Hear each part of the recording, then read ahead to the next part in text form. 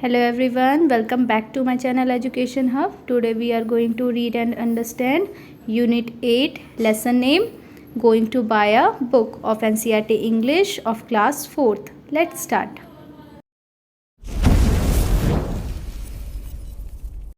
Going to buy a book. One day grandfather gave my brother and me some money. एक दिन मेरे दादाजी ने मुझे और मेरे भाई को कुछ रुपए दिए. मनी मतलब पैसे या रुपए, ग्रैंडफादर मतलब दादा, ब्रदर मतलब भाई. Go and buy books he said, और उन्होंने क्या कहा, जाओ और जाके कुछ किताबें खरीद लाओ. बुक्स मतलब किताबें, बाय मतलब खरीदना. We were both very happy, हम दोनों बहुत ज़्यादा खुश थे. We both love to read, क्योंकि हम दोनों को पढ़ना, रीड करना बहुत पसंद था. Should we go now, should we go later, should we go today, should we go tomorrow. हम अभी जाएं, बाद में जाएं, आज जाए या फिर कल जाए. We decided to go right now, तो फिर हमने क्या सोचा कि हम बिल्कुल अभी जाएंगे. Should we go to the big market, क्या हमें बहुत बड़े मार्केट बाज़ार में जाना चाहिए. मार्केट मतलब बाज़ार. Should we go to the small shop, या हमें छोटे से दुकान में जाना चाहिए. स्मॉल मतलब छोटा, शॉप मतलब दुकान. Should we go with somebody, क्या हमें किसी के साथ जाना चाहिए. शुड वी गो अलोन, या फिर अकेले. अलोन मतलब अकेले. We decided to go the small shop, तो हमने क्या डिसाइड किया कि हम छोटे से दुकान जाएंगे. Just the two of us, और कौन जाएंगे, सिर्फ हम दोनों. We like the small book shop, हमें छोटी सी दुकान, किताबों की दुकान बहुत पसंद है. It is small but it has many books, वो बहुत छोटी है लेकिन उसमें बहुत सारी किताबें होती हैं. The man in the shop likes us, और उस दुकान में जो आदमी रहता है वो हमें पसंद करता है. ही ऑलवेज हेल्प अस, और वो हमेशा हमारी सहायता करता है. ऑलवेज मतलब हमेशा, हेल्प मतलब सहायता करना. Should I buy a book with a lot of pictures, क्या हम बहुत सारे चित्रों वाली किताब खरीदें. Should I buy a book with a lot of stories, या बहुत सारी कहानियों वाली किताब खरीदें. Should I buy a thin book, या फिर हम पतली सी किताब खरीदें. आई कुड नॉट डिसाइड, हम ये डिसाइड ही नहीं कर पा रहे थे. डिसाइड मतलब तय करना, हम ये तय नहीं कर पा रहे थे.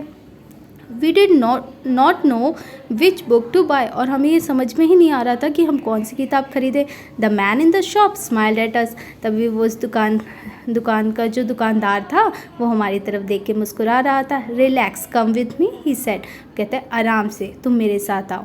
These books are about animals, ये जो किताबें हैं ये किसके ऊपर है, सारी जानवरों के ऊपर.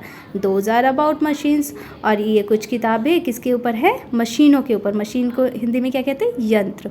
Those over there are about wars, और ये कुछ किताबें जो हैं वॉर किसे कहते हैं, जो युद्ध वगैरह होते हैं ना, तो उनको कहा जाता है. टेक वॉट यू वॉन्ट, अब तुम देखो कि तुम्हें कौन सा चाहिए.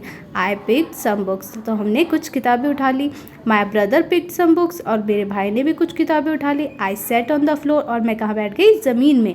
ही सेट ऑन द चेयर, और मेरा भाई जो था, उसका जो भाई था वो कहाँ बैठ गया, कुर्सी पे. चेयर मतलब कुर्सी, और फ्लोर मतलब ज़मीन.